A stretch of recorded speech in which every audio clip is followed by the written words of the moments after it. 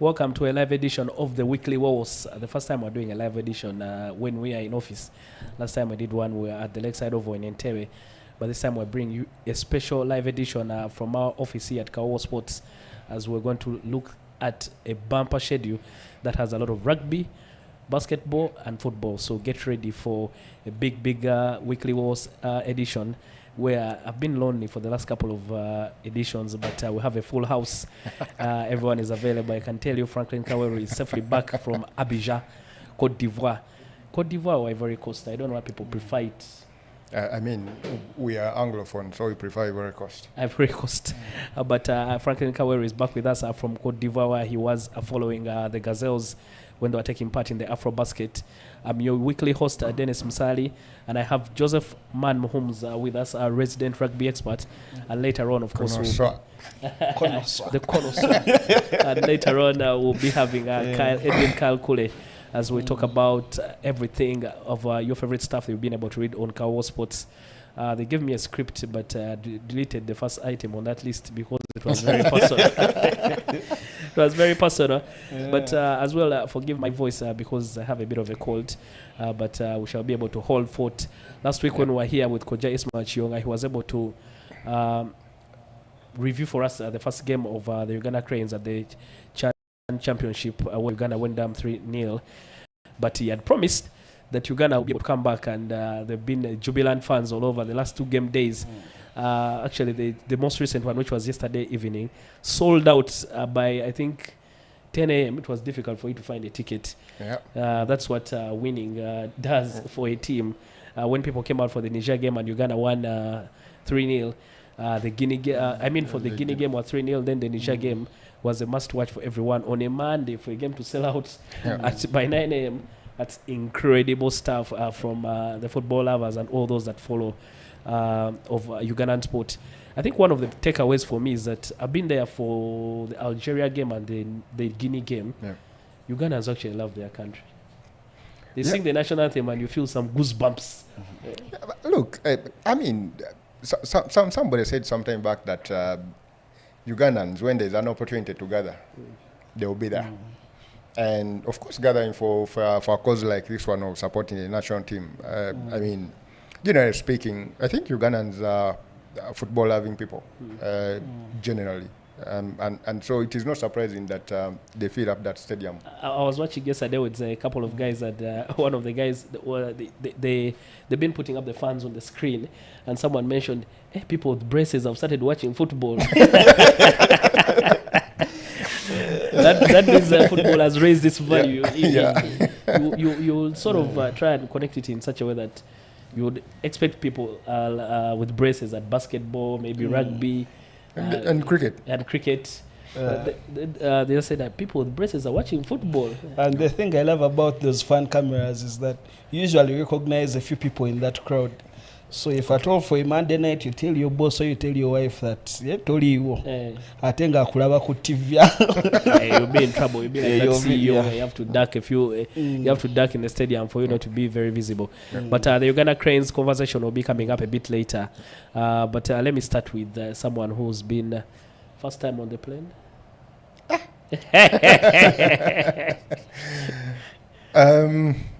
What about it? Yeah, tell us. I don't think it is fun, especially when there is that turbulence. I think you start thinking about very many things. Especially if you have to be on the KQ. And I was on KQ. Start thinking about very many things. God not today. You start praying. But Franklin, tell us about your experience following the Gazelles.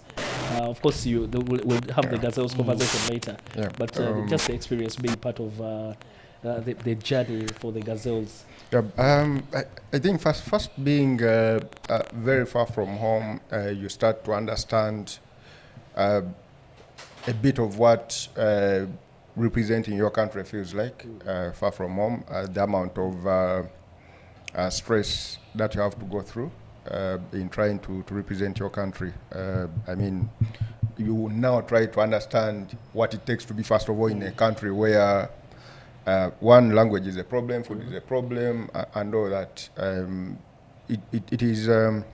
It is challenging. You tell like I mean, West Africa is a place of pepper in everything. In fact, even in bread, you know, when you're experiencing stuff like that, it becomes a bit challenging. But it was fun. It is for me as a basketball loving person. I mean, it's always fun to follow the basketball teams around. I mean, seeing girls who you pretty much seen grow from scratch, turning into national stars, and then playing some of the girls that you've seen just on TV, competing at the highest level. It is very interesting. It is fun to watch. Of course, heartbreaking when you don't get the results that you want. But overall, I think it was a fun experience for me. Walking through Abidjan at night and unheard of in Kampala. The streets are lit, but they are not really clean people. I think it's sort of sometimes it's a bit of Africa. It follows you wherever you go. Yeah, you say. I think Africa is one small country. I don't know. Separated by lines. Yeah. But what happens for you in terms of conversation? Are you able to sort of find your way? Give me a toothbrush. How much is this? Yeah. That is when you want to thank AI and Google and whatever. Those apps that they develop for, I mean, translations and all that, doesn't come in handy than it did for me during those 10 or 11 days that I was in Abidjan. When you have to literally, whatever they are saying, you have to put in a translator to figure it out. And you know, you won't be understood as well, obviously. You have to go put it through the same process. You want to order a cab, but a guy you're ordering from, you have to basically speak French while you're going to see the price here, but you have to speak some bit of French now, which you cannot. So it means you have to find some guy in Namu Kazunga again, take a talk cab guy. Yeah. Yeah, I can imagine the whole experience. Yeah. I think there's a time I tried to speak with someone who was coming from Mozambique, and they predominantly speak Portuguese. Yeah. So in the end, she just said, "You know what? Why are we suffering? Just type in Google. I'll understand and I'll reply." Yeah. But just felt weird having a conversation like that. But ultimately, that was the only icebreaker we're going to ever have. So at what point today we're going to talk about Chadondo, Kings Park, Nambole, things I can relate to. Well, Monday say Mozambique, Joseph is feeling left out. But we'll go to Joseph very quickly with your starter for the week. Oh yeah, thank you very much. Obviously, my starter for the week is the Black Rock game that is going to happen this weekend. Everyone knows that every rugby lover is usually more inclined to the 15s game, and seeing that there is now a 15s game that is going to come in between the 7 circuits, that's a win for rugby lovers everywhere. All right, for me, sort of a bit of a sad thing. Coach Leo and a couple of guys involved in an accident when they were coming from Gulu after that 7th circuit. But when I sent him a text yesterday, he told me he was well. That was sort of a relief, because when you look at the car as well, it's hard to believe that actually five people came out of it alive. Sometimes that's the downside to playing outside of Kampala, because everyone else who's playing is sort of being shipped from Kampala, and they have to go back to base. It was quite sad that they got into that accident, and we got the news, and at least we were being informed all the way, and then we learned that they were in Wobulenzi, somewhere in the hospital, and the person that I had there on ground was telling me that the Uganda Rugby Union president, Mr. Godwin Kayangwe, was there, the 15th captain Byron Oketayot was there, that actually very many people came through for those people on ground, and once they got that sort of first aid, they were moved to Mulago, and they're recovering very well. Yeah, it's good to know that everyone is alive and well, and we hope that they have a complete full recovery. For Coach Lee as thinking that he has had 2 good weekends of sevens rugby for his team, the Walukua Barbarians, and then something like this happens, sort of dampens your spirit, and I don't know whether it makes you question whether this is all worth it. Yeah, I want to believe that with this, it's not a good time to meet Walukuba now, because the boys will be playing for Coach Leo. You want to believe, because there is now even more motivation to come out even hard just to play for the coach, to win for the coach, and you think even just the form that they have had in these two circuits, you want to believe that they are going to be even better, and they have something now to really fight for, to play for the coach. And this whole preparation leading up to the seventh season, one thing that Coach has been at least telling people like us that these guys are ready for the sevens, and it's going to be tough for everyone else. And you say, Frank, something that you're highlighting, that Walukuba mentality. Me on Sunday, I was at Chadondo. Last Sunday, I was at Chadondo when I saw that, final matchup between the Heathens and Walukuba. I knew Walukuba was winning it because they went into that game with a bone to pick. Some Heathens fans were saying that they fluked the first win on day one. Others were saying that they applied some underhanded tactics to win that game. So the Walukuba boys really came into that final of the Coronation Sevens knowing that there is something to play for, knowing that they have a point to prove.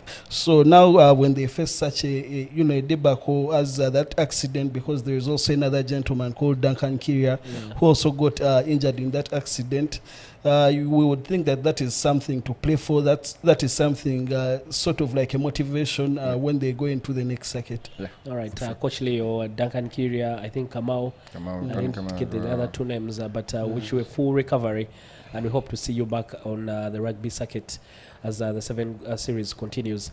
But we'll start the conversation from right there with the 7 circuit that's happening right now. The Coronation Sevens won, of course, by the Walukuba Barbarians, and the Gulu Sevens won by the Toyota Buffaloes. Very, very interesting. The first 2 circuits won by those are teams that Joseph mentioned about Buffaloes. He was saying they might shock a few teams, but I think no one expected the first 2 winners to totally be outsiders from the Big Four, I would call it. And in Gulu, actually, it was a bit of a disaster for most of the big teams. I think Pirates and Cubs losing in the quarterfinals. Heathens exiting on day one. So it's been that sort of the first 2 circuits very, very unpredictable. And that's what makes them actually fun, because I would personally, I would put my hand on the line and I say the next circuit probably goes to Rhinos, because they've been in all the quarterfinals. This time they did one. No, they didn't do one better. The Buffaloes has been beating them at that quarterfinal stage, but at least they managed to finish 3rd this time around in Gulu. They finished 4th at the Coronation Sevens at Chadondo, and going into Entebbe Sevens. That is a circuit whose final they played last year and lost to the Buffaloes. I would be thinking that the Rhinos are going for the Entebbe Sevens, and what that shows is that now the 7th circuit is more competitive. You do not just show up in Gwebambaza jersey on that day because you're putting on a Pirates jersey or a Cubs jersey or a Heathens jersey, yet you haven't maybe earned that shirt, or you're not good enough to the levels of the people that you're replacing. You don't think that the win will come automatically. Frankly, now what has happened to Pirates? Heathens was in the final of the Coronations but didn't win it. Cubs, not so much noise about them, and the Hippos as well. After doing so well in the 15s, someone would have been thinking maybe they'll be pushing for the 7th crown. Just pass the story of the Hippos, but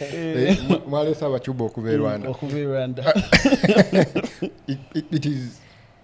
I don't. Okay, here's the thing.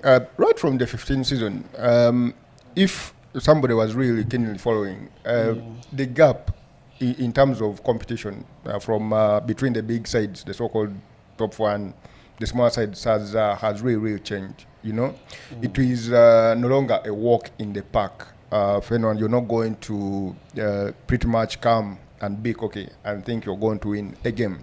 I mean, especially in the 7th game where every mistake almost should be costs you a try. Punished. With the spaces that in the 7th game, and the speed in terms of you're talking fitness of the guys and all that. If you switch off, you're automatically going to get on the losing side. And what I want to believe is that the teams that are more prepared for this game are the teams that are actually performing well.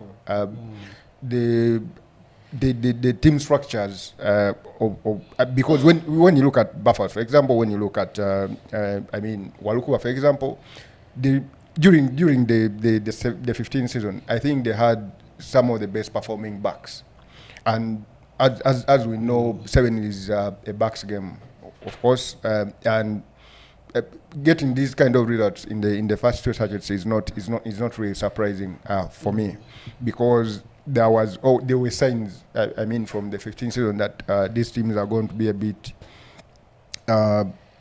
contesting, especially that now even the national 7s are set up has changed a little bit, and with everybody now putting a hand up to get into that structure, I think it was always going to be hard for the big sides to just come and walk through. And you see that is one of the advantages of sevens, in that sevens rugby is sort of like an equalizer for everyone. Everyone has a fair chance at winning, and the one who is better prepared and maybe with a little bit of lady luck, you can win a seventh circuit. But we have already seen that luck won't work this time. You have to be prepared. Yep. You have to put the right personnel on the pitch. For example, when Buffaloes was winning the Gulu Sevens, they had Liam Walker playing like a madman all the 6 games. And then you find that some of his other teammates from the 15th setup are still on their rest, as you may say. So if at all you don't put the right personnel on that pitch, if at all you're not prepared enough, then you're definitely not winning anything. Yeah. The rugby of... I think it's right now it is turning to all the sport that you're not going to win any game by you having a name, okay? Because your Cobs, it's not that you're going to win a game given, okay? What sort of players or playing structure are you putting out there, and how are your opponents countering it? You know, we know how. These 2 teams. By the way, you're talking Cobs, you're talking even Pirates. Despite them winning the league, they were not as fluid as they usually have been with that backline. And so when you're putting together a team for the Sevens, obviously you're going to have all those considerations and all that. So you did at that moment. The teams that are better prepared for the 7th season are getting the results. Joseph, is this going to be the trend that at the end of it all, since this is a sort of a cumulative circuit, let's say if Rhinos is consistent enough to go all the to last the 7 circuits, they could eventually end up as winners? Well, also that strategy works. We have seen the Ginger Hippos using that strategy, whereby they accumulate points consistently throughout the circuits, and probably win a circuit or 2, and they end up winning that trophy. So that is a strategy that works. And now what teams that have been around the top need to do is to make sure that you always finish maybe in the top 4 in the final, and then you stand a bigger chance. Now, for example, the Heathens who played the final, they played the final at the Coronation Sevens, and now they go to the Gulu Sevens, and they do not even make the middle brackets or even the playoffs, the quarterfinals. What that means is that they are going to lose very many points despite being in a final, and yet you find a Walukuwa, a Buffaloes, Rhinos, who have consistently been in the top 4, standing a better chance. What that means is that once you're close to the top, you have to do your best while close at the top, and someone will fall. Someone will always fall. You'll find the Pirates going to Cavalry and they don't make the the quarterfinals. Yeah. You've been consistently up there, so consistency always pays off in sevens. Yeah, and you see, of course, with the remaining such with the big boys, at least one of them will always want to step up to win one and all that. You know, you want to believe that the remaining such are going to be shared. Yeah. You know, among the clubs, and for you as a team chasing the championship, all you need is Better, wow. Yeah, just be consistent. Yeah. And looking at the standings so far, Walukuba Barbarians leading the table, followed by Toyota Buffaloes, Rhinos, Platinum Credit Heathens, of course the Plascon Mongers. Pirates is in 6th place. The Cobs are in 7th. Campani Eagles, and then Lifeguard Rams, Hippos, Elgon Wolves, and Gulu City Falcons. So there is going to be, I'm thinking that if Walukuba can just be consistent in the other remaining 5 circuits, or you probably even nick one like the one they will host Chabazinga, it will be game, set, and match for them. Yeah, maybe it is too soon to tell, but we cannot, put Walukuba within that bracket of the underdog anymore. Yeah. They are not an underdog. Even from the 15th season, you can tell the type of rugby they play is best suited for sevens. They always look for those spaces. They always, play with their backline a lot. And now when they come into the sevens, when they get into the sevens program, you realize that now Walukuba is at that stage where they have a starting 7 and they have like 3 good players on the bench. At Gulu, they had the luxury of resting Ivan Bulima throughout the games, and he was only coming on for the second half. And maybe that cost them the final, which they lost 5-0 to the Buffaloes. But if at all they are now at the stage where they even afford to rest some of their best players in quarterfinals and semi-finals and finals, we cannot call them the underdogs anymore. Not anymore. They're going after the first 2. Which one is the next? Which is the next circuit? Of course, you mentioned it's Entebbe. The Entebbe circuit is next. Is there a break in between, or you play consistently every weekend? Yes, now there is a break in between. This coming weekend is going to be a break week for the sevens, but for the fans, there is no resting. We are going to be at Chadondo for the Black Rock All Stars, for the Black Rock College, playing the Ugandan All Stars. That is at 4 p.m. A game that shall, that has given an opportunity for most of these players that we would call French players, players who are in the 28-man squad and didn't make an appearance. Those sort of players, they are going to get their opportunity now. Yeah, I was coming to that where the Black Rock tour to Uganda, where Kawowo Sports is a partner. You'll be able to watch the game on Kawowo Sports YouTube channel, so make sure you're following us. But Joseph, please give us the detail of the tour. Why are they here? Where are they going to be? How can we follow them? And of course, when the game happens, when it will happen, where, what time, how much. You usually break down how much we need to enjoy. For enjoyments. So a brief history, the Black Rock College, RFC, is obviously from Ireland, Dublin, Ireland. They last toured Uganda or East Africa in general in 1971. So those are about 54 years since they last toured Uganda. And also them as a club and as a college, they last toured in 2000. So this is going to be their first tour after almost 25 years. And they will be coming to Uganda for that tour. And they are going to be arriving Thursday night or Friday morning.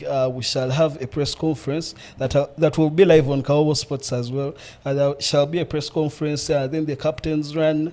Guys who are at home or who are far can always follow that action via the Kawowo Sports YouTube channel. And of course, we have some stories that are coming up. Yes, but when they after that captain's run on Friday, we are going to play against them on a Saturday. That is at Chadondo. Obviously, Uganda's team was named, and we are yet to see the challenge that the Irish bring for us, because they are actually a very strong team. Yeah. They're in the second tier of Irish rugby when you go away from the provincial rugby. They have a rich history. They have produced some of the greats, like obviously Brian O'Driscoll, the former centre for Ireland. They have also sent a couple of players to the Leinster program and Ulster. So after that game, they are going to take off some personal time. And of course, speaking rugby and speaking sport, and of course speaking charity, because the tour carries more than just sporting value. It also has that charitable value to it. So they're going to be doing a lot of work in the Jinja area, Eastern Uganda. They will be having, what's the name of that School of the Blind? Ginger School of the Blind, I think. Yeah, Ginger School of the Blind. They will be doing a tour there. They will be doing also a prison visit somewhere. Then they are going to be doing very many coaching clinics around the Kakira area. So that very week on Thursday, they will have a legacy day for the kids to come and play, to come and exhibit some of the few things that they have learned here and there.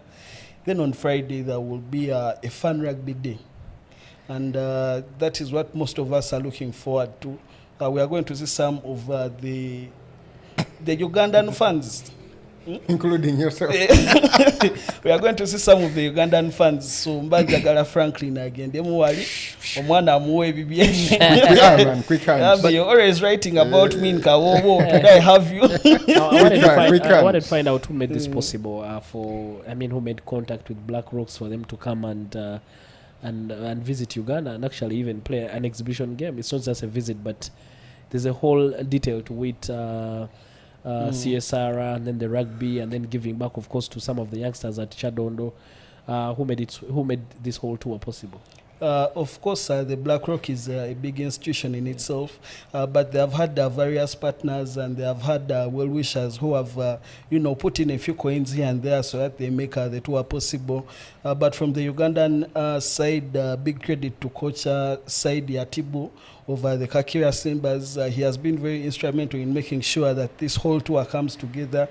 And he has a tour company that is putting all this together in order to make sure that that tour is possible.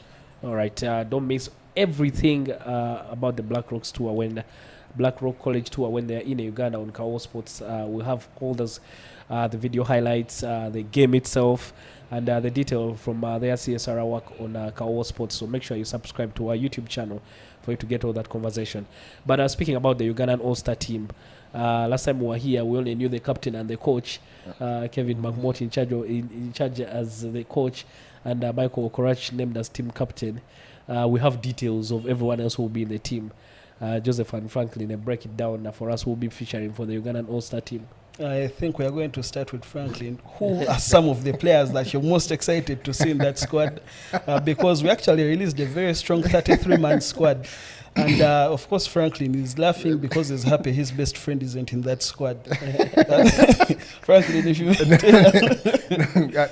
I want to start with the chaotic side. People should be excited to see Ivan Magom play again. Of course, he hadn't played rugby since the final of the league.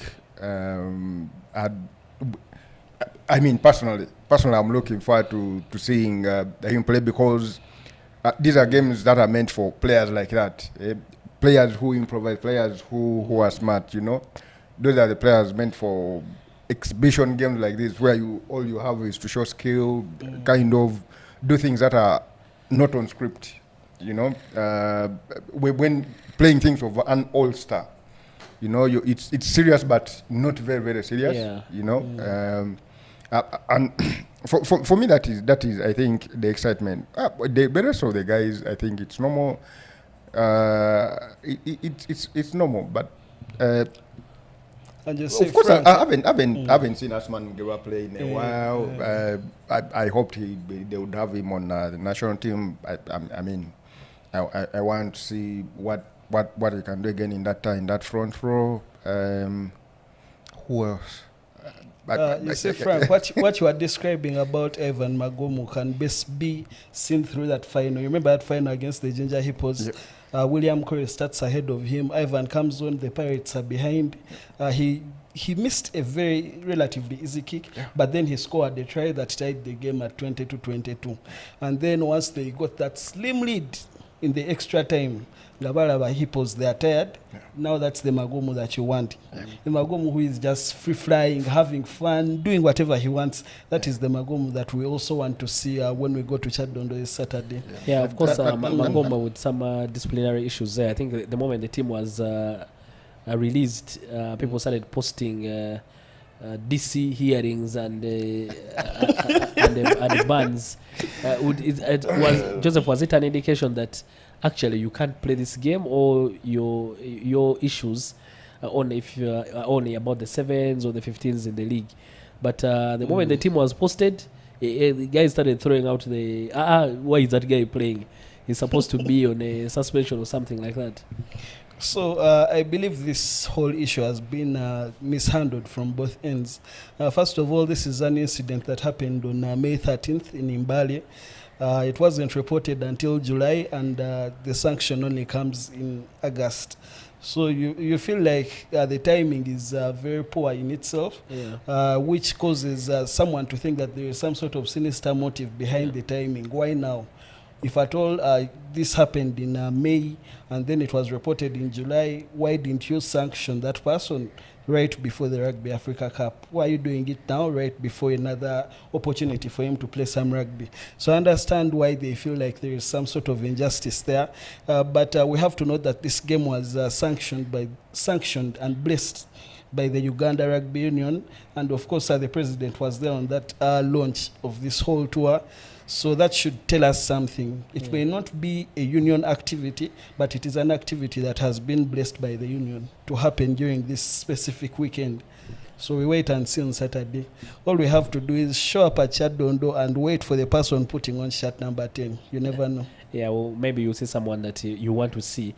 But let's speak about the team in a bigger context. The guys who made the team.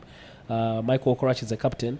But I've seen others. It's really a very, very good side. I must say, a lot of the boys who are in the Rugby Africa Cup have been, in my head, I was thinking maybe they're going to put out sort of just a select team. But the Ugandan All-Stars is a very, very serious and talented squad that will be featuring on Saturday. First of all, I think as a host, we have to do some good manners. Bofuno Mugenyi, you cook for them some meat, lay for them the bed and all that. So we have to treat our visitors right. And by doing that, we have to respect them and present a very strong side, as strong as possible. Someone won't come all the way from Europe to Uganda and then you give them chaps from Rams and Chisubi Pacers to play you. It's quite disrespectful. But when you look at that squad, obviously there is Michael Okorach as the captain, and he has been assisted by, that is Asuman Mugira and also Ivan Magum.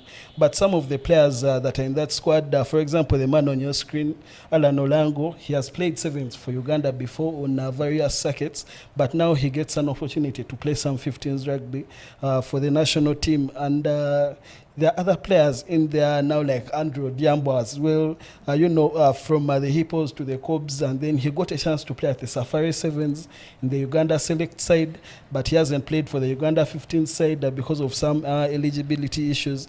But now he's back in the squad. Of course, that man on your screen as well, Sylvester Mungwachel, a youngster that we have talked about various times on this show. Yeah. We have interviewed him for Kawowo, we have written about him, and now he has a new chapter in his rugby journey that he's going to write when he puts on that number 2 shirt.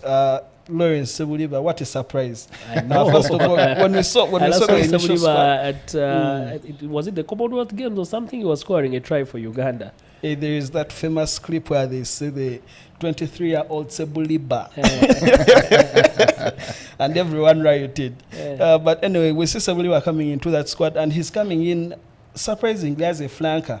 Maybe age is coming up to him, but then there are other exciting players in there. Personally, I'm happy for MPC's Ethan Mugabe, only 20 years old, such a big ball career, and the future for the Ugandan line out maybe Julius Opio. Yeah, Marco Moding. From what team is that? The Victoria Sharks. For the Sharks. Mark is now back home. He's playing for the Victoria Sharks. I was even surprised that he wasn't in the Uganda squad this time round. He would have been a very valuable addition in that squad. Of course, the coach Kevin Ivan Makmut, very experienced coach. The coach of the Victoria Sharks as well. Yes, he's the Victoria Sharks coach, but he's going to be assisted by Arthur Ngolobe, famously known as Coach Kapale at Chadondo. But players are not allowed to call him that to his face. Players from Rams. We're dissing Rams, but I see players from Rams. Brian Wandera, the 50 million man. You see, when they were putting this team together, what they wanted is, when Coach Atibu was talking, they wanted to create a team that has nearly players from all the sides in playing league. rugby, yes, in the league. Okay. So they got to every team and gave them an opportunity to get a player out of the team to come and be part of this. That's why it is a whole blend of quite experienced players, young guys, and those that are lesser known. Yeah, and I'm happy to see Michael Okorach playing. We hosted him on one of our rugby editions here, and he was sort of speaking in the past like he would never come back to play, but I'm happy to see him playing. I don't know which number he will be, 8, 13. He's going to be playing 13. He was named as one of the midfielders, the centers in that squad. There is actually quite a wealth of players who can play that number 8 role, so I don't think we shall need Michael. That Alan Olango that we had on the screen, very good 8th man, very strong, very fast. Marco Modinga as well. There is Desire Yera in that squad as well. Alex Aturinda, so we are very stacked in that back row. I think Michael will definitely be in the center. All right, and a friend of Kawowo Sports as well, Joseph Aredo, is in the team. So it's a whole lineup of superstars. So make sure you don't miss out on that game on Saturday at the Chadono Rugby Club. Joseph, first give us the math for Saturday. Tukozetia. Budget. Frank, give me a figure. I start from there. 50K. 50K standard. Standard. Because remember, you have to yeah. spend 50K in Nambol on Friday. Oh no, Uganda's not playing on Friday, but you need to save your 50K for Monday when we take on South Africa. So that 50K first, remove 10K for the ticket, of course. Yeah. Remove your 10K for the ticket. Remove another 10K for, the Chigede. Yeah. And now there is going to be obviously an after party. So that is where you should spend the vast majority of your coins. Yeah. So they've left you 30K for 50K is actually you have to quite fix a lot. your 30K into things like Nigos, drinks. You have to make sure your 50K fits. And the Black Rock College coming from the land of Guinness, so I'm sure they will also be they will love the Ugandan after party. That one never disappoints. Yeah, rugby and the party, of course. You can never separate the two. That's one of the things when I met a fan at Nambole. That's one of the things I was saying. The biggest problem for football is that they only sell what is happening on the what? On the pitch. On the pitch. After that, there's very little value. Nothing. But sports like rugby, cricket as well, we try to do it in the Pearl of Africa series, but as well as basketball, they've learned how to sell the other things beside the sport. So because of course you talk about that and imagine a party down the parking of Nambole after thumping Niger. With 25,000 fans. Yeah, close to 30K people came through. So you can imagine what sort of party that would be. I remember rugby when they do the rack from there. But take away Mbeda, I'm not sure how many people come through, but at least You always see that. there is a very, very good situation, and after party they put up. Yeah, obviously, in most of these sports, there is time before, time during the game, and time after. And I think some of our federations need to also focus on that time before and after. Someone can't just arrive at 4:30, watch one game, then watch another game at 8, and they go home. How have you, sort of pulled that last coin from them? How have you given them a memorable experience that they can always think of every time you announce that you're going to do something? Yeah, that's true. I think that lesson about value, very, very critical for all sports federations. But don't forget, Kawowo Sports is a partner for the Black Rock College tour to Uganda. So make sure you keep it Kawowo Sports for everything that is going to happen during the tour. The CSR activities, the rugby give back where they will be teaching some youngsters. And then most importantly, the main game, which will be the game between the Black Rock College and the Ugandan All-Stars that will be happening at Chadondo. Joseph has mentioned your 50K should be able to sort you out. I saw 100K for VIPs, but as VIMs, 50K is enough for you to have a very good time when you go to Chadondo on Saturday. So we hope that you can come through in big numbers, come and support Ugandan rugby. The 7th Circuit takes a break this weekend, but the Black Rock College tour to Uganda will be happening at Chadondo Rugby Club. So make sure you pass by and don't miss out on all the fun and the rugby that will be happening at Chadondo. Most definitely for us as Kawowo Sports, we're going to make sure we bring you everything right where you're seated. So in case you can't travel, we got you. Tofa, we shall be able to bring you all the details from that tour. As now we switch up conversation, we'll be joined by Edwin Kayokule, and I want to give the man his moment in the sun. Edwin, your starter for the week.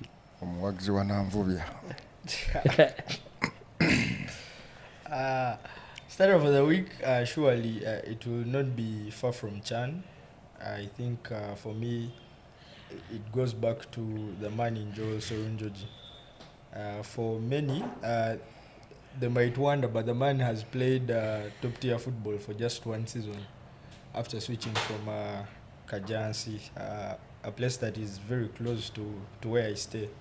This is a man that has turned around his fortunes in the game, and more so, if you remember that he just went to KCC for trials, but the Portuguese gaffer looks at him and he says, no, this is the man that should get boots as soon as possible, and he just joins the team. So when you look at such a young boy who has now grown into stature and further cemented his place on the national team, when you look at how he plays in that team of Chan, you do believe that he can even command a starting position in the senior team that is preparing for AFCON. All right, Joel Selunjoje with his flowers because I think he's also been one of my favorite. And yesterday he capped off the performances he sort of had in the other two games with a tantalizing finish. Yeah, surely. There's no way he cannot be one of your favorites. Yeah, but Franklin, world over, we are now looking for defensive midfielders that can drive the ball. Yeah, who can but actually, also, who are comfortable with the ball at their feet. Start play. And when you look at Joel, he will give you that, but also he will limit on the damage on the other side. Yeah. And that is a player that you want to have in the team, because even after getting a yellow card in the in the 6th minute, he managed to keep his nerves calm and get all throughout the game without getting a red card. Of course, he will be missed in the game against South Africa, but you do believe that he has put his hand up. And if Paul Put is watching, in the best of manner, he now knows that Totukaka Semakula, when we have Joel Serunjoji, who can give you such a performance. Yeah, that Chan conversation coming up very, very... we're going to come up with that Chan conversation. One is very where the Uganda Cranes have picked up back-to-back wins. Joel Serunjoji, one of the instrumental players in those two wins for the Uganda Cranes. But before we speak about Chan, let's speak about... I'll start you guys off with the Gazelles, and then we go to the Silverbacks, who are in Angola. They will be in action this afternoon in their first game in Luanda, Angola. They were only able to touch down as early as this morning, I think, if I remember correctly. Either this morning, I was watching another media house that was sort of trying to follow them, but I think it was either this morning or, if I'm not mistaken, yesterday, very early. But the Silverbacks are down in Angola, also trying to compete at the Afrobasket. Yeah. But let's start with the Gazelles. Started off very, very well for them, and for them to end up finishing 8th was a bit disappointing, because they were able to get as far as the quarterfinals, losing out marginally to Southern Sudan in a tantalizing quarterfinal. Franklin, you were front and center of the action. I don't know if you had replays like we do, but that Southern Sudan game must have hurt everyone. Sometimes the very close loss is more painful than one where they've blown you away. When they blow you away, you sort of think, it is okay. The other guys were better than me. But when you are this close, we missed those two free throws at when they are barely any seconds on the clock. And then you thought if we had been able to convert the two, would have actually won by 1 point, but we missed both of them, and then that was game, set and match, Southern Sudan. But just the experience for the Gazelles at the Afrobasket, as a man who was there with them, how was it in your opinion? And going down to Southern Sudan after coming through a very, very difficult win against Senegal, you felt that now we can go all the way and maybe push for semi-final place or even in the final? Yeah. With all honesty, putting the preparations in consideration, the team structure, and all that,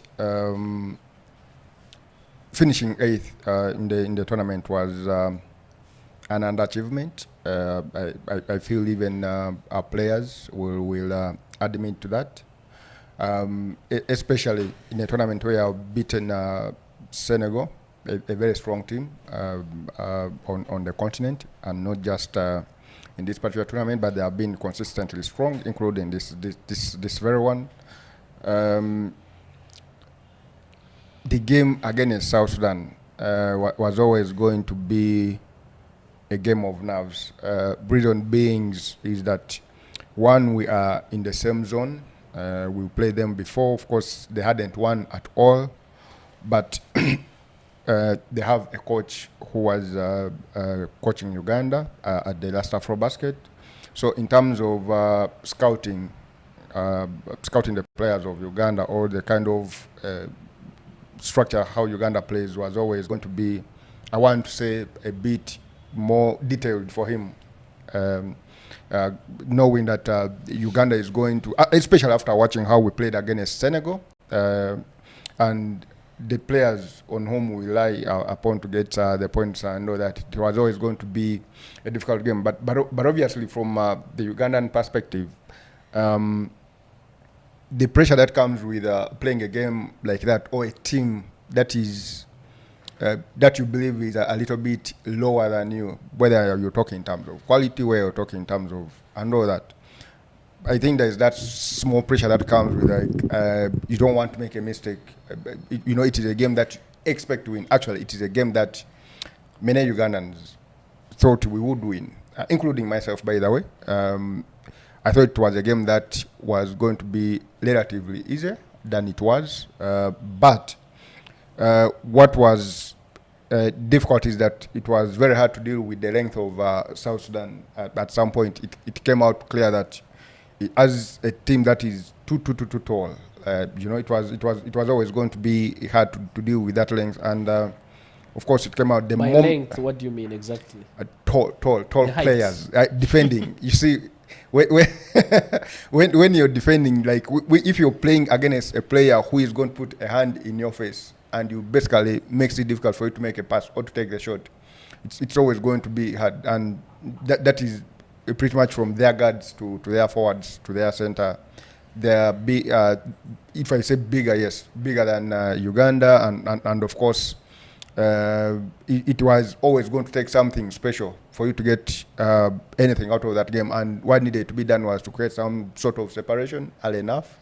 But that was not the case. The moment the game kept close, it was always going to be a team's game, and we happened to be on the wrong side of the result. And on a day when we shot so poorly from the free throw line, including missing, of course, those final two, that could have probably taken us to either to overtime or at least maybe win the game.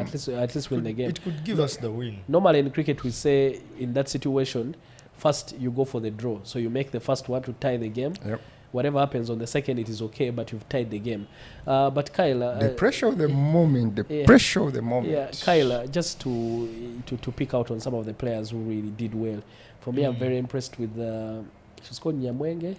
Yeah, Elsie Nyamwenge. Very, very small in stature, but with a lioness heart.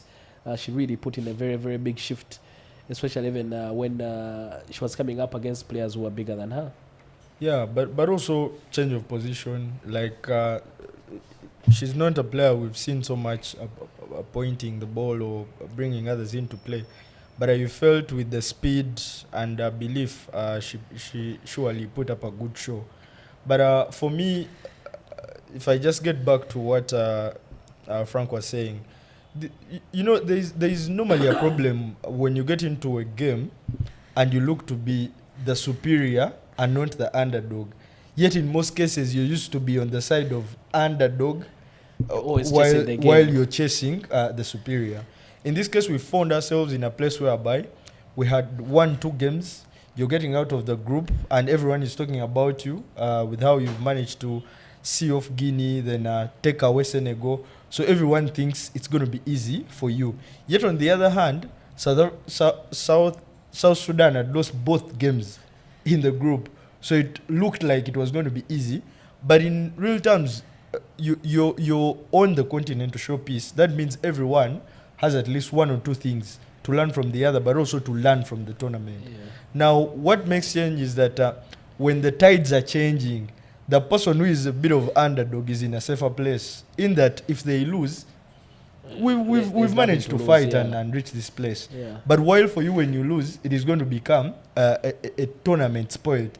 And that's why, for me, when those girls lost that game, I thought, and where I was, I told myself, our tournament is done. Yeah. Because I didn't expect them to bring up any other fight any other moment. I Because mean, you see, they the gave ticket of too the World much, Cup. They gave too much in the Senegal game as well as Southern Sudan. Yeah. And For by me- the time they played against Mozambique, it's hard to motivate them anymore. For me, I'm looking at this thing from this point that you're seeing the ticket to the World Cup here, and they take it away, and they're telling you now fight to remain here, but you read there like it is no longer making sense to a player at that point. That for us who were watching, we thought, okay, they could give us another win, but for them it was such a big disappointment. Sort of playing in a third and fourth playoff final. It is very difficult always to motivate the teams. It was going to be very because hard. ultimately what you wanted was to be in the main event, which is the final. Yes, and then this is a young team. You're not looking at them like they've been in these positions for now and again. Most of them, it could be either the first. So, and remember, while we were in Rwanda, we had a reason as to why we thought we missed going forward, because Jenasinde was injured. Now this time around, they're asking you what is the reason. She fouled out with All- 2 minutes to play. All players around. Yeah, but she fouled out, She but she fouled- was around. What, had You she get- been on probably? No, but now now that is milking Frank. Because for me, I surely think that in this position, the team finds themselves in a good position. They are all around. They had a day to rest. You've won 2 games, so momentum is all on your side. But I think going forward, these girls really look a brilliant side. And for anyone who follows Gazelles or basketball at large, you have to feel proud that at least we have a team that can play. Most of the things get better as teams grow. Yeah. We've seen teams that play together for years, and at a moment, you cannot beat them, you cannot tease them because they've created chemistry, but also they are up there. I do think that going forward, this is a team that can improve on a few things. When it gets to ball handling, we were making silly turnovers, and this comes back to a player is on the big stage for the first time. But also, I do think when we get more leaders into that team, still a few things will be handled better. But also getting more players that can turn up on big days.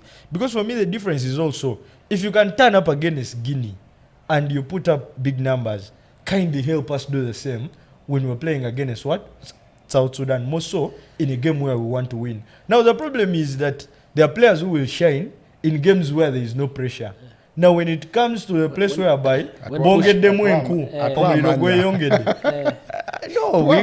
No, we can Push comes choose to to shove. reserve the names for now. But I do think for the team, when it comes now to such games whereby now it is tough, we expect such players to keep performing like they were. So for me, I think with time, when we get back there in such positions, these players will be in a better place mentally, but also they will believe in themselves much better. Yeah. Here is how my honest assessment of that team. With all due respect, he talks about the stage and the players who have been there. If you took out about maybe 5 players from that squad, you're talking Jane, maybe Paige, Akulu, Claire Lamono. I don't see another player who has played at the grand stage consistently. I mean, playing when all eyes on you. Yeah. You know, it's different playing from home in Uganda, where you play and then you look up the stands, you're seeing somebody who you know and that kind of stuff. But I applaud Percy Nyamwenge that she stepped up in a new role, and she was probably one of Uganda's best players in that tournament. But you look at the rest of the squad, they put you on the court, and then you literally cannot keep the ball for one possession, okay, without turning it over. And this is not really say lack of skill, but I think not being ready for that stage yet. And obviously, this team is going to be very, very different when 2027 comes around, or even in the next round of qualifier for that 2027 Afrobasket. You could see clearly that we missed Babirie, I think she's one of those players who's not afraid of the stage. You know, as Peus was, if you have 3, 4, 5 players who are not afraid of that stage, who are going to take it on no matter what, I think that makes it different. But you see, at some point you would look at Coach Nick, the players who are on, and then you look at his bench. There is Evelyn here, there is his friend Namvia there, there is Agatha there, there is from that clip of theirs, a girl from Namutumba.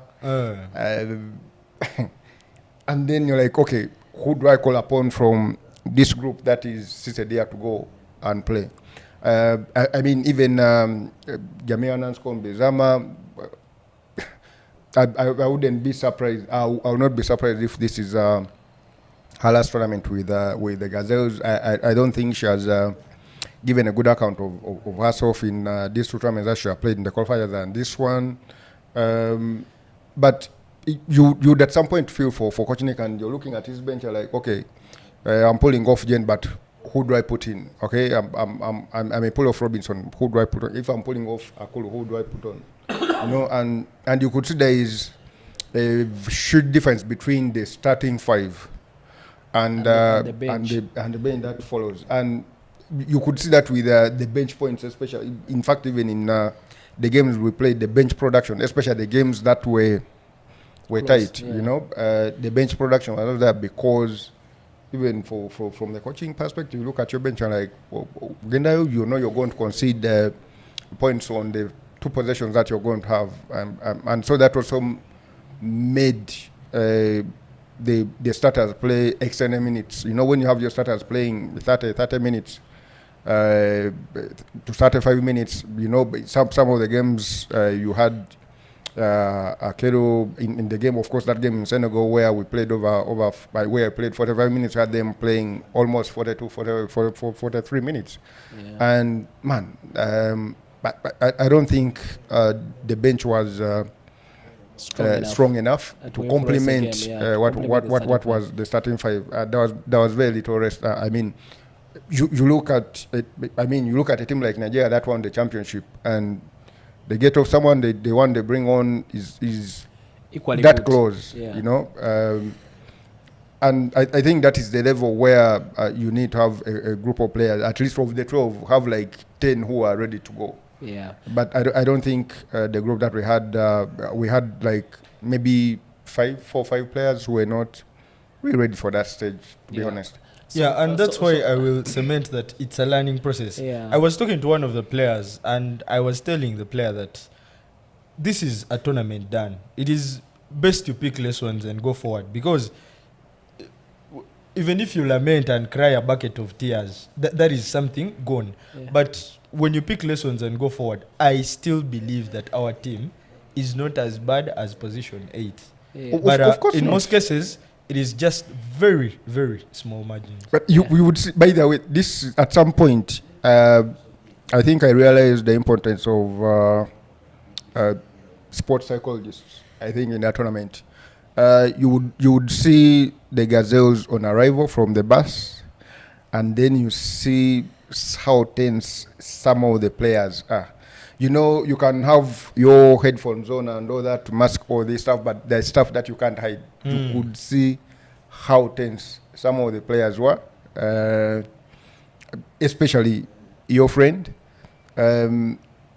Even in warm-up, you would see like who is loose, who is ready. You could see from the warm-up. Of course, with this interaction and all that, they seem happy, but when you look closely, you would see somebody who is like afraid of the moment. You're like, hey, you get that. I'm not ready. Yeah, so much work done, but so much to do. Gachari Mabaga, like they say, for the Gazelles. The Gazelles are finishing 8th, and like you've heard from the rugby, from the basketball experts, mentioning that maybe some players had some stage fright. But switching the conversation quickly from the Gazelles to the Silverbacks, who are in Angola, Luanda, also competing in the Afro Basket. The Ugandan team, a lot of chopping and changing, especially when you're already in camp. I don't know how that disrupts the mood of the team. But the team, of course, will be without a man who's been very, very good for them for a lot of years, Ish Wainwright. Not an explanation given why he's not available, but he won't be with the team. And then someone else also had to pull out, was not allowed to play for Uganda because I think he's not eligible according to the FIBA rules. So there's been a lot of here and there for certain players. But ultimately, the team will have to go out this afternoon and put on a good show for the Ugandan fans. Let's speak about the Silverbacks in Rwanda. What are their chances? Now, first of all, we will start by warning Ugandans. You first leave the excitement of Gazelles aside and look at Silverbacks the excitement of the Silverbacks. Of the Uganda Cranes as well. I know. Gazelles, first put Gazelles aside of saying they can tussle it out with Guinea, Senegal, Simanya, we lost closely. First put that aside and see Silverbacks as a very different side. First of all, this is a side that has, I will call it rebranding. They have gotten a completely new face. Rebuild. Yes, because when you look at this side, it even has a kid that is just 17. I'm going to make just 18 as the year concludes. So this is a side that is rebuilding and the team has gone back to factory. When you look at most of the names that have been known to the side, you're going to talk about Jimmy, you're going to talk about Okello, you're going to talk about Drileba. These are all players that have been put aside. And I was told for Drileba, he requested the team management not to be part of this edition because he's not in a right mental place to represent the country. And so that is a change. But I think for Jimmy and Okello, I think for them their time at the team might be edging or it has ended. I beg to put it that way. So when you look at the side has very new faces, and now Opong is the captain. Replacing Jimmy. So if they replace the captain, say the singer, captain doesn't return. Yeah, we've seen these things from Okwi and now. So Jimmy might not return to the side. But when you look at the side, I still think this is a team that can go and just show what they've been doing. Like, can they play something that you can literally see and find chemistry in the team? Because when they played that friendly, most of the players and the media officer that is with the team, Brian Tuka, most of what those guys were saying was the ball movement. They rated the ball movement that high. Now today, when they're going to take on Senegal, we want to see that. Is it what really happened? To the point that everything was coming off right. And then, I think it's also, I don't know, because it's very disappointing from the guys of FIBA that each and every time they have a big say in the disorganization of teams when it comes to who is eligible to play. Because surely, if I'm called Kule Edwin and I was born in USA, do you know any person who is called Kule in USA? Or I want to put it in this case. Have you ever had a president of USA called Kule Omubiru? Or have you ever had anyone born in USA and is literally an American? So if someone is born in USA, that should not make the person take away the rights of being a Ugandan or representing their country. Because when you look at some of these kids that are born there, they literally feel proud when they come back home and represent the country. So if you call them naturalized players, surely this is something that should be put right. And I heard the team manager was saying that FIBA and the different countries are in talks to see that they put some of these things right. But that should be something that they should work on as soon as possible. Because one of these days we can see Musali going to USA, and Musali gives us a son who is going to play basketball. And while we want to milk the player here at Kawowo, they are saying the player is naturalized. So it's a bit disappointing. Exactly, surely. it's a disappointing. And lastly, it will go to Ishmael Wainwright. Mukuru, if you're not going to play for us, tell us when it is soon. You cannot disorganize the whole camp. You know we have been waiting for you. Most of us who are using his picture, featured photo, as Ish Wainwright, because we know he's the man who is going to make our hearts Do the proud and business. minds. The man communicates late that he's not going to make it. I don't know if the man will be called again because the disappointment is quite huge and big, and now it comes to trust issues. Does the man surely see us as that anything to add on his CV to say that he's playing for Uganda? Is it that valuable to him? Because if he can make such a late call and say I've pulled out, I don't think the player is injured because the league just ended. You don't know what really happened. So it's quite disappointing, and that puts the team in a very hard place. Yeah, let me answer him with that last question. And I want you to finish the conversation. As you answer him, you just give us what are can the Silverbacks match the feat of the Gazelles by going to the quarterfinals? Okay, I'll answer that, but let me answer you. Does Uganda matter to him? Quick answer to that is yes. If he doesn't have a Ugandan passport, he's not playing in Europe. It is as simple as that. So if anything, of course, Uganda matters to him. His pro contracts depends on him playing for Uganda. Okay, for FIBA, pretty much Uganda, yes, because when you represent one FIBA, whatever country in a tournament, you pretty much can change your eligibility.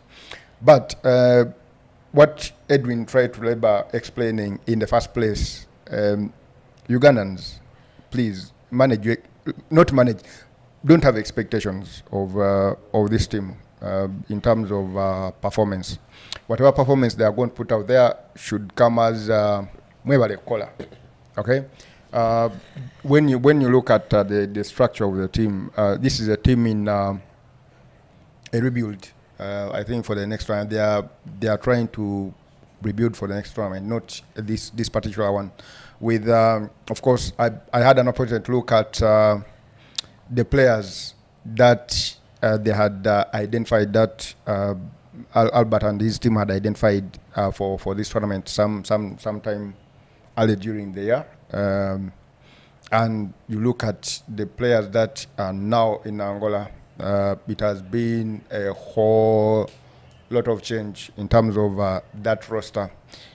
What we have in Angola is what you would call a patch-up.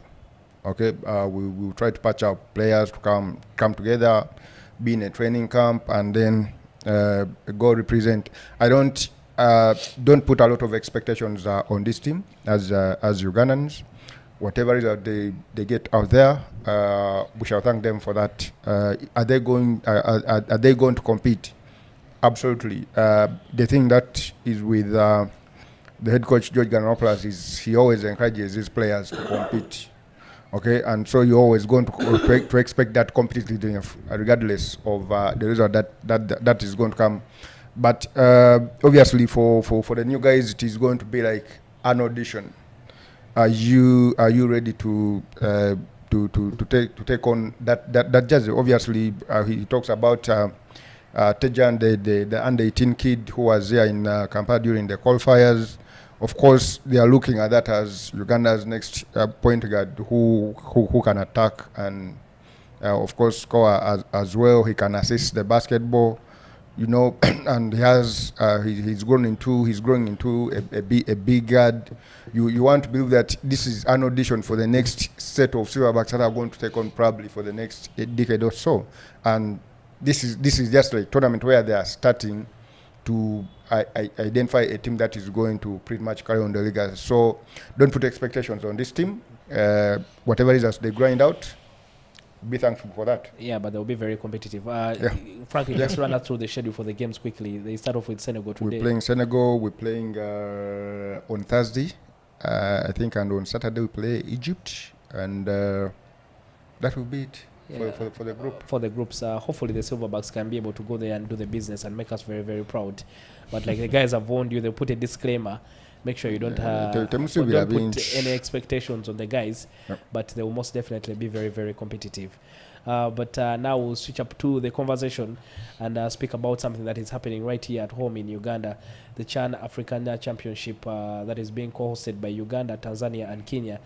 Today I was looking at a very nice graphic where all the host teams have been able to do well. Kenya, the first team to get out of a very difficult group, Their players are Tanzania. swimming in money. I don't know if money is a motivator, but once Ruto promised things, people have been cashing him. He must be every day must be scratching his hand and say, and then our own judge also copying from the same script, reading from the same script, and promising the boys 1.2 billion shillings for every win. So far, he is in debt of 4.8, 2.44 billion to the Cranes because of their 2 wins. But before we get into the conversation, Fred has some clips from the fans who've been at Nambole. Night games for the Uganda Cranes, which I think was a very, very good idea because the fans have come out in loud voice to cheer for the Uganda Cranes. Let's listen to some of the conversation from the fans.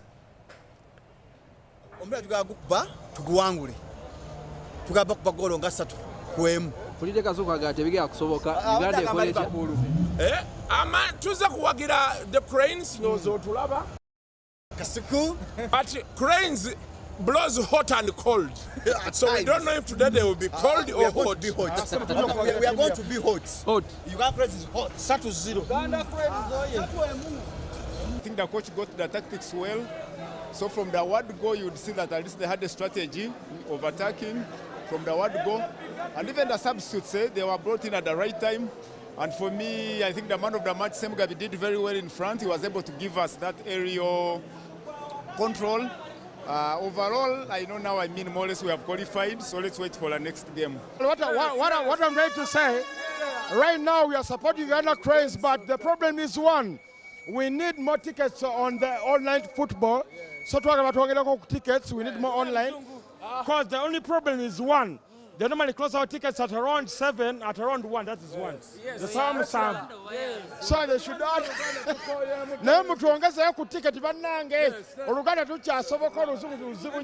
We played with a very high intensity. The only thing that we need to improve, I could say, is in our midfield.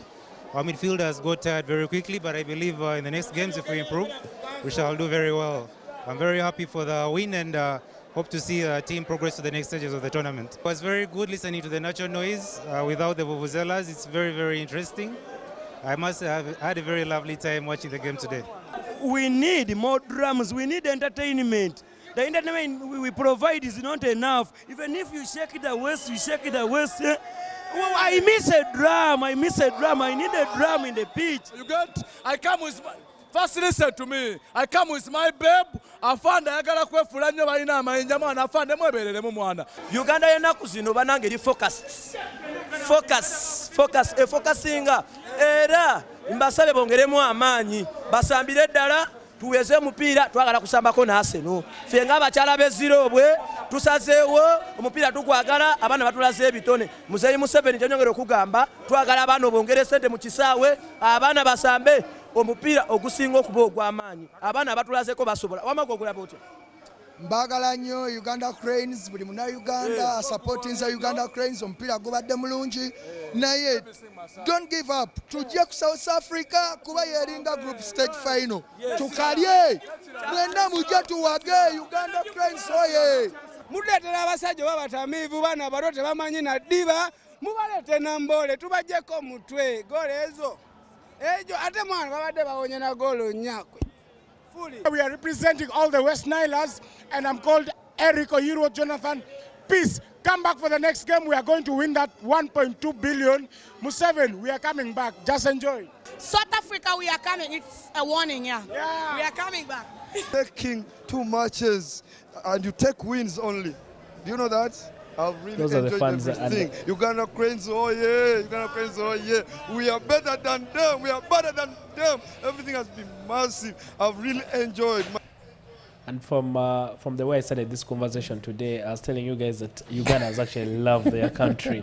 And I don't know if it is correct or not, but I saw it somewhere again online where someone said more women bought tickets than men.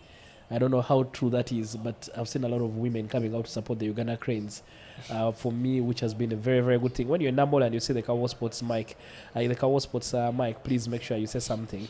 That will be an opportunity for you to feature on the weekly Wowos. But the fans, one thing the Uganda Cranes cannot say they have not gotten is the love from the fans. The fans have really come out in big, big numbers to come and support the team. Yeah, the fans have really made Nambole quite a great ambience or experience. And even after the game against Guinea, Amolebe Kwaso came out to reveal that this is the loudest he has had fans in Nambole, because he says he's been there as a player, he's been there as a coach, but this is the loudest he has had. Of course, without vuvuzelas, you now hear the natural noise, the whistles, the chants, the clapping, and everything.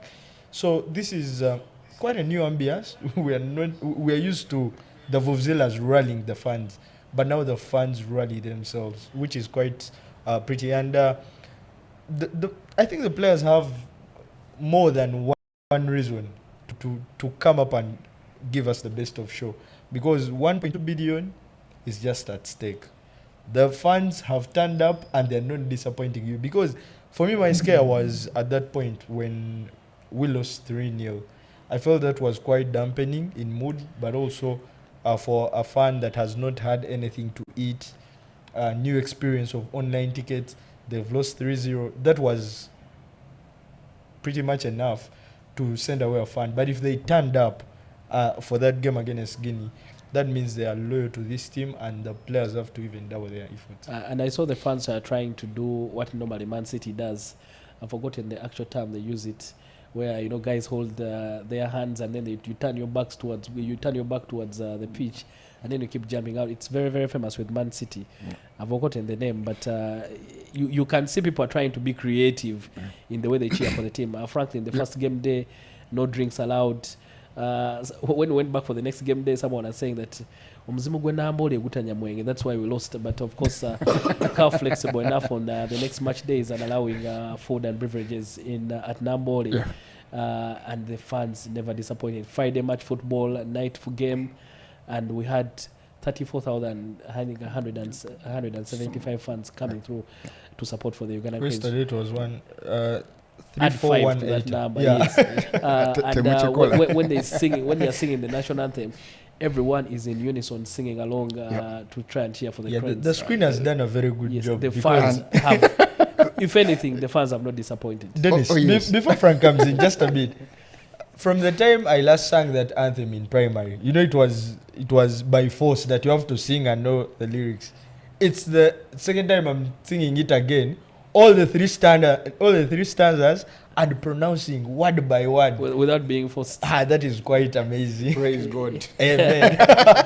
So then, for me, my first worry was what is going to happen when the African instruments of cheering are being taken away. I mean, as Uganda have been used to hearing those drums, vuvuzelas, whistles. My worry was how Uganda is going to adjust to supporting the game without those instruments that have been using in the past to kind of rile the team and all that. But I'm quite pleased with how they have responded, whether it's being disciplined enough to not sneak in many of those, and then 2, in how they've been creative in trying to find other means of supporting the team, and how they respond to when players kind of ask them to lift it up, and then you can see that response, the connection between them and the player, then the connection between the players and the fans. I think that for me that is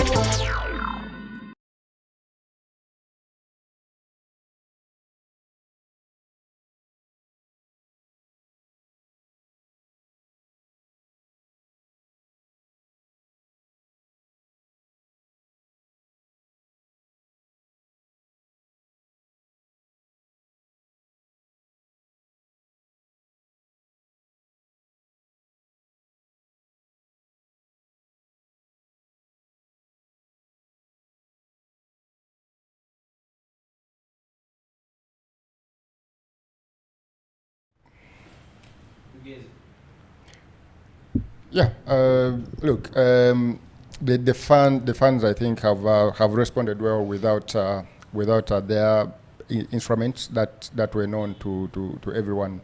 And for me, that has made the huge difference. Maybe something that we are going to grow accustomed to, even in the league, probably. But I don't know what was the reason for the banning of the vuvuzelas. Is it did they kill the vibe? I think it's about the noise. It's the noise. I think they interrupt probably the blowing of the whistle or something like that. I don't know. But Guinea still have their drums. Yes, Guinea. They did not ban drums really. It was just vuvuzela from the list. So it was just vuvuzelas and whistles. And I think that is something maybe the Ugandan fans got wrong, because most of them have been complaining about not being allowed. Maybe to people are not sure what is acceptable and what is not. And I think that is something maybe people have to teach the fans now and again, because even when it comes to things that are not allowed in and those that are not allowed, when you get to other gates, they're not going to allow you get in with food. Then at other gates, they will allow you in. On a certain gate, they will not allow you with that water. They will tell you to leave the water outside. And on others, so there's been that. But like we said earlier in our earlier shows, that with the coming of Chan, our minds are going to get opened up with how some of these continental tournaments are held. Because so far, even for media, there are a lot of things that have changed, because you get to the media tribune and some things are not allowed. You get to the press conference room, some journalists are still keeping their phones on. So ekyalo kino kigenda kituvaamu mpola mpola, and before you know we shall be ready 2027 AFCON. I think that's the thing I've liked about Chan, that it's going to be a learning experience for especially like the local organizing committee, the local federation, our local host FUFA. That I think CAF does its things differently, and you need to learn from that. Because people got biased about the online way of buying tickets, but that's where the world is going. These physical things are no longer going to be very feasible.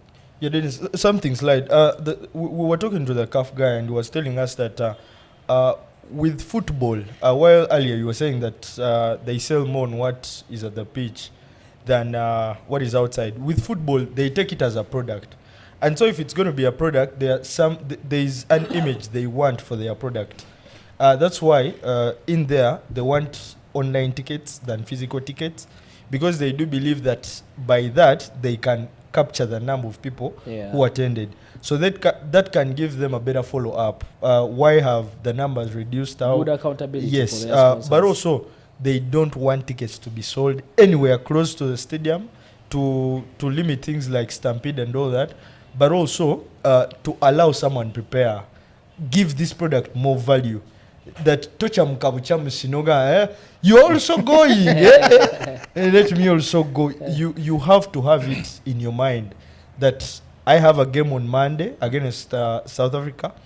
By Thursday, you've made up your mind either to be there or not to be there. And if you're not going to be there, allow another person who has planned earlier to get that position than you. So I think these are some of the things that we're going to learn, because if we get to put our house in order, we don't have to organize football as a product just played or on the pitch, but it's something that should be sold to someone. Because while other sports disciplines, I don't want to look like I'm attacking them, but some of them even they don't pay. You just appear like. You just appear. No, I have not said any discipline, but because football is a product that you can have a liberty to increase price and reduce, then you have to limit it to people who value it, like the person selling it. Yeah, very, very well said there, Kyle. And I think it's a lesson for. I think maybe FUFA can also try to get people used to this sort of working. Maybe try and tell UPL teams that let's go away from physical tickets, we go to the online thing, so that people get used. By the time AFCON comes around, we are used to buying tickets online. We are no longer jeziri kutotale mengo, what totale chireka, those things. Frankly, no, in our own pay, no. People need to get used to to the new way of how things are being done, and that is buying tickets online. Some teams have done it. Some teams have done it. Vipers, they have a ticket section on their website. I think even KCC have the same thing. Like you can buy your ticket way earlier. So I think it's a norm and a manner that we have to teach ourselves now and again. Yeah. Because for me, I do think it brings a lot of organization. Yeah, very good convenience. But let's speak about the football proper. The last time we were on the show, Uganda just lost to Algeria. Now Uganda has been able to pick up 2 wins, one against Guinea and another against Niger. Guinea, who I thought had a very good game against Niger, and I thought they would be a difficult opponent. But scoring 3 past them was a bit of a surprise for me. And then Guinea, I mean, Niger is a match I thought we were going to win. And 2-0 doesn't even, it's not comfortable. It should have been more than 2. But we'll take the 2 goals. Those 2 performances have given Uganda the lift that they needed in this particular group that has Algeria and South Africa, who are as the favorites. But now Uganda are hoping that some results can go their way and then they take care of business against South Africa. I'll start with Franklin. Those 2 wins for Uganda, what did they mean in the context of progressing to the quarterfinals? Of course, the wins give Uganda a chance of progressing, but of course it is not in their hands. Of course, as it stands, it's still the other matches have to first play in their favor before it comes back into their own hands. But from a Ugandan perspective, you can take the result. The performances have not been that good. We will take the results. I mean, you're talking in terms of whether ball usage, or ball retention and usage, in terms of attacking structure, goals that you want to kill. I'll give an example. I mean, yesterday. The Sorunjoji goal yesterday was well crafted. See Chiwatukida. you realize good work from Regan in no, it was not good work. You realize that after Watambala playing through, our producer can find those highlights. And, I hopefully they will come up after Watambala playing through Regan Mpande. He does his step work and know that his cross was bad. We were only lucky that Okello was in the place to collect it and then play it back. But that final ball was obviously wanting. But what I was saying is that in terms of you look at the goals, for example, that Guinea has scored, you can see a goal coming. You know, they are working for it. South Africa as well. South Africa, the goals that they score, like you see it coming. The goals that we consider obviously against Algeria, whatever it is intentional what they are doing is intentional. But for us, we shall take the result any day. They are risk averse immediately. Once there is danger, they will kick away the ball. They won't bother with their trying to look smart and then maybe get caught in possession. Yeah, they are always safety first. Safety first, especially for. But the way Mukundane missed that ball, yes. Safety first for the both of them. Of course, things like that are going to happen. And Achai, even when he came into the team, Achai has also shown that Achai and Gavin on the other side, they've been good going forward. So they're also not afraid to take on defenders and try and whip a cross in once in a while. So they sort of have looked. The other two, very, very safety first people, and the guys on the wing as well, have not been afraid to go forward. Yeah, and look, when you have good ball users in your midfield and in your attack, you don't need to do a lot going forward as a defender or even as a wing back. I mean, for example, Gavin, you have Alan Okello ahead of you. This side you have Mpanda ahead of you, and probably Watambala leaning towards that side as well. You don't need to do a lot of work going forward, and so you reserve most of your time in doing your first duty of defending, and so not a lot of times that you've seen Uganda caught out of position. You know, defenders caught out of position, and I think that is working quite nicely so far, so good in these 2 games. In terms of the stability at the back and of course in the midfield, which is not going to be the same when we play South Africa, obviously, because of the change, and we are hoping that Enoch Asewagala is going to be fit to play that game, because I believe he has been one of the key players in that midfield for Uganda. Yeah. And I'll remind you on game days, by the way, if you go to the Kawowo Sports website, it's always a live ticker for the game. So if you fail to get a ticket, all our football experts are live in Namole giving you updates from Edwin Kaikule, David Isabire, Joel Muita, and Ismail Chionga. They're always giving you live updates for the games Franklin. as they happen. So make sure you go to our Kawowo Sports website and look out for that live match ticker. But before I come to Kyle about the game against South Africa, we heard something from the coach Mole Bekwaso speaking after the win against Niger yesterday. I was watching it at home and my kids were saying we are paying Nigeria because it was NIG. I was trying to tell them, no, that's Niger. No, Daddy, what's the difference? It's Nigeria. Yeah. But let's listen to what Mole Bekwaso had to say after that win yesterday. Nyanzanyo Uganda. Okusookera ddala omupiira guno gubadde gutegeeza bingi nnyo bakinene nnyo gye tuli tubadde tugwetaaga okuguwangula okubanga tusigala nga tuli safe mu group era katusobola okunywako ku mazzi wadde nga mpiira teginnaba kuggwayo gubadde mukulu nnyo gye tuli si fekka n'abasambi n'abawagizi baffe bonna ba Uganda nammwe bennyini nga ab'amawulire kubadde mupiira gwaffe era njagala okusooka okwebaliza ddala abawagizi empiira gino ebiri bazze oba niyabatendesa okuwagira okupya bambi batusanyusizza nnyo batuwadde amaanyi tebajjanga oku batuwagie bwe batyo penalty ekya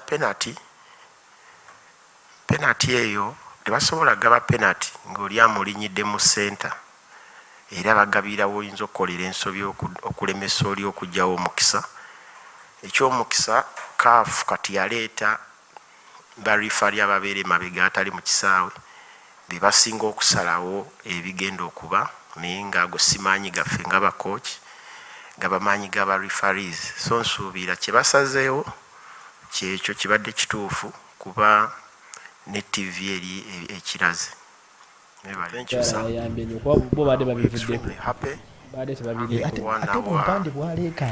Second game, we really started poorly.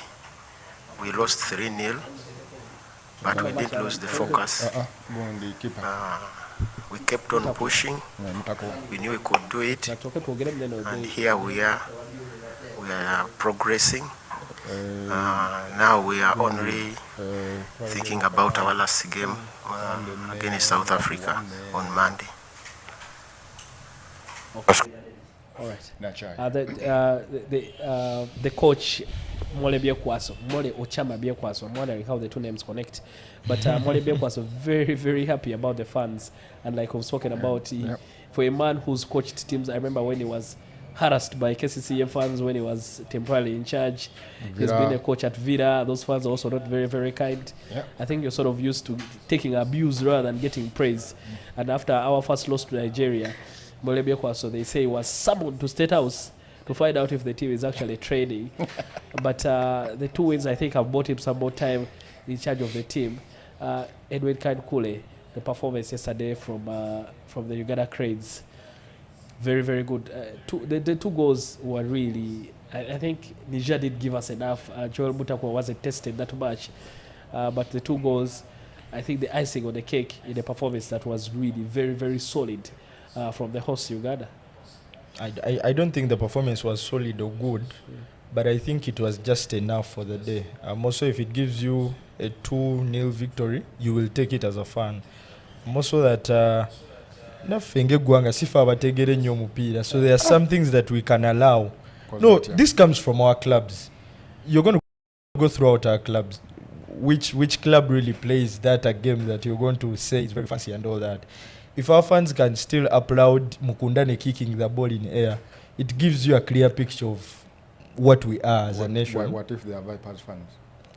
Yeah, but I would say for now they are Ugandan fans, so we shall take them. I don't want to say Mukundane is only clearing. He's just sort of risk averse that in this situation, this is what I have to do and I'll do it. Yeah, you don't want to look more clever and then get caught in possession and give away a simple goal. Yeah, but you see, Dennis, some things are cultures. They are built with time. We know Premier League defenders who do that as well. Yeah, so no, you will look at them as Premier League defenders, but then you as a person, I think there are defenders that I think you enjoy seeing the play. Vidic won two Premier League Player of the Year awards based on that style of play. Of course, Ferguson has come out to say something close to that, that defenders will win new titles.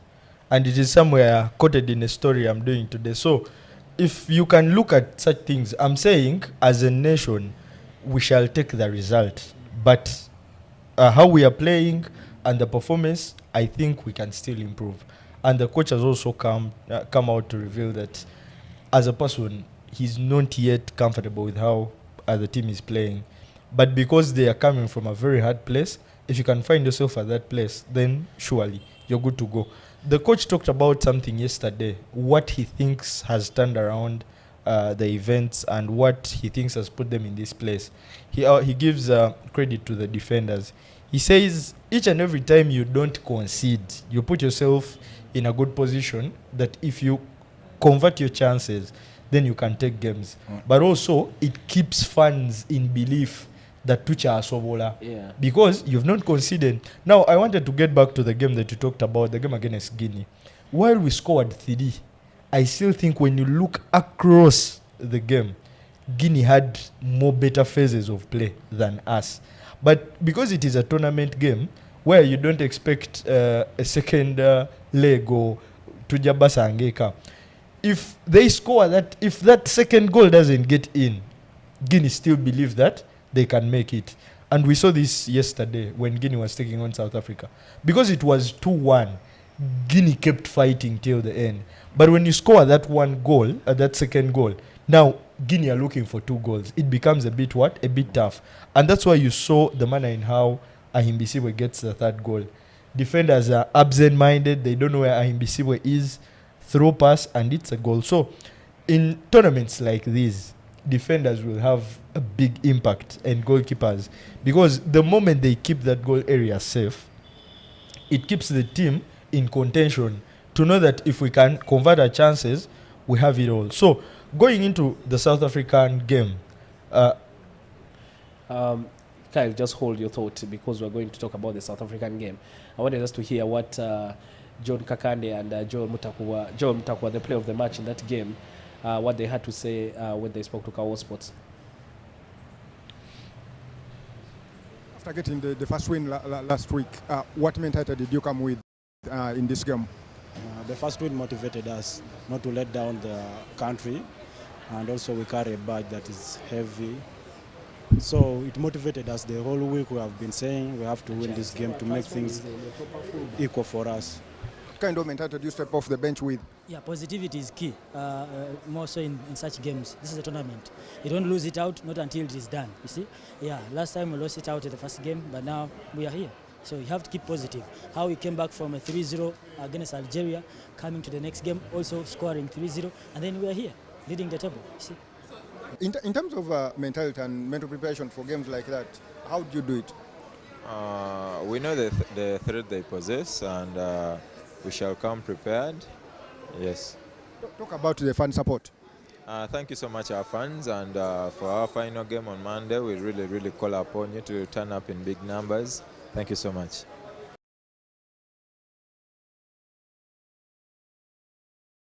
From Joe Mutakubwa, Usama Arafat, and Robert Achai. Achai has really transformed into Robert Achai. Herbert Achai. Yeah. Achai has transformed into a power left fullback. At KCC, he started off as a midfielder, and then I don't remember the season or who the coach was who decided to start playing him at left fullback, and he has sort of transitioned into Joseph Ochaya's style of play, which seems to have earned him a place in the team right now. I think at KCC they were playing three defenders, back 3-5. So he was a fullback. He was but this is a challenge of also versatile players. They take long sometimes to get that one position that they stick in. That is something that Tsemakula has faced, Gavin has faced. Because Gavin growing up, he was a midfielder, more like a number 6, because he usually passed that ball well. And so under Golola, he was pulled into the central defensive partnership, and he was given the role to be a captain. So when he crossed to AC Villa, things changed. And then now at KCC, he's more deployed as a right back, and that is the number he has taken up at the national team. So in most cases, when players are versatile, sometimes coaches put them in different positions according to the need, but you always have to find that one position that you think suits you best. And for me, when it comes to Achai, because he's a good player when it comes to crossing that ball, and that is something that has been more like a characteristic to such people at KCC. All the way from Ochaya, you come to Chiza Mustafa, then you get to Achai. Of recent, you talk about Mubezi, because they are all employed to cross that ball. I do think that gives us an addition. More so, when you look at Uganda, now that Gavin is not that a good cross of the ball, if you have Achai, then you have someone who is going to give you another option in the game. Yeah, maybe that is something Gavin needs to work on. But let's speak about the game against South Africa, which has come down to a shootout for us. Depending on what result South Africa gets on Friday, it would mean that on Monday, either win or win. There's no go home, but either win or stay home anyway. And South Africa has enjoyed the, I don't know, because of the color thing, but South Africa has enjoyed the Ugandan fans being behind them. We saw the Ugandans supporting them against Algeria big time. But it was not the case yesterday. So South Africa sort of enjoyed playing in Nambole because the Ugandans are behind them. What does Uganda need to do in that particular game to be able to get the result they desire to qualify for the quarterfinals? No, with South Africa, first of all, the stadium is called Mandela. And I heard one of the journalists say that they have a special attachment to the name wherever they find it. Because it is littered all over the continent, they have a special attachment. And so they think whenever they get to such places, these are places that have a history that rolls back home. So they would want to achieve in such a place. So going into that game, surely, whether South Africa lose or win, we have to win our game. Because winning is a habit. If you stop winning and you start learning how to lose, you lose on days even when you've played better. Yeah. So we have to win in any way. We either win or they lose. Yes. And more so that now the coach has started talking about some things and quoting some people. I now get the energy that they know that losing is going to be a bit tough. Now, the other thing is, we've somehow not talked about that visit to the State House. But I'll tell you, just from what I've heard that was there, that because they lost in such a manner, the Minister of Education was very tough to say, do our players eat enough? Are they sleeping comfortably? Are they being taken care of?